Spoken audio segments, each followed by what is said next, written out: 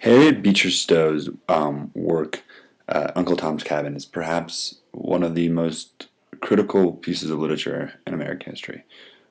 Similar to that of Thomas Paine and his work of common sense in the Revolutionary War.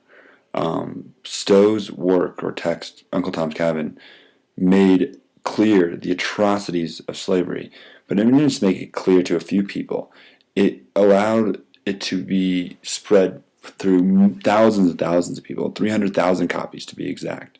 This allowed people to see exactly what was going on in the South. For those people in Maine, where Stowe was at the time, and even though she didn't have direct experience with slavery, people can read the written word. Especially back then, there was no TV, there was no radio, so the written word was that much more important, and people could read Stowe's words, and it made clear to everyone that slavery was wrong. But more importantly, you're able to actually see a lot of the transcendentalist movement's ideas throughout her writing and what her characters do. For example, when the slave is running away, you see her internalizing her thoughts. She is sitting there and doing something that what the transcendentalist movement is all about, kind of finding your own identity and finding something within yourself. As she says, she goes, it seemed to her as if strength poured into her like in electric streams from every gentle touch and movement of the sleeping, confiding child, sublime in its dominion of the mind over body that, for a time, can make flesh and nerve impregnable and string the sinews like steel so that the weak become so mighty. That's exactly the idea of transcendentalism, looking within to find strength, looking within and analyzing them so far that you find a greater sense of power. Well, that's exactly what she's doing. She's running away from slavery with her child, and she has no hope but to look really within.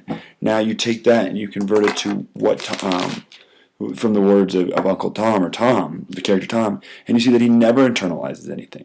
All he does is look at what he's learned from the general population or from his masters and just accepts it. For example, on page 771 he says, Massa, he said Tom, he said very straight, I was just 8 years old when the old missus put you into my arms, and you wasn't a year old. There, says she, Tom, that be a young master. Take good care of him, says she.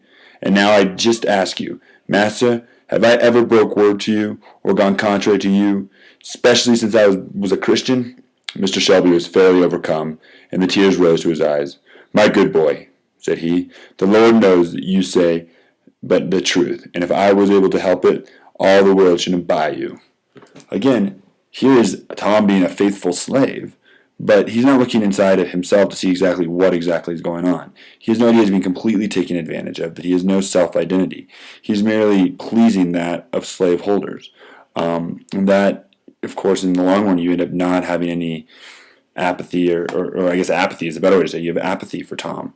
You don't really care much about him because he never looks within himself to find that what is going on is wrong. So overall, Stowe's text is transcendental in the fact that her characters have to look within herself to find a self-identity and to find power. And moreover, the piece of work as a whole was probably the greatest work contributor to the anti-slavery movement as a whole.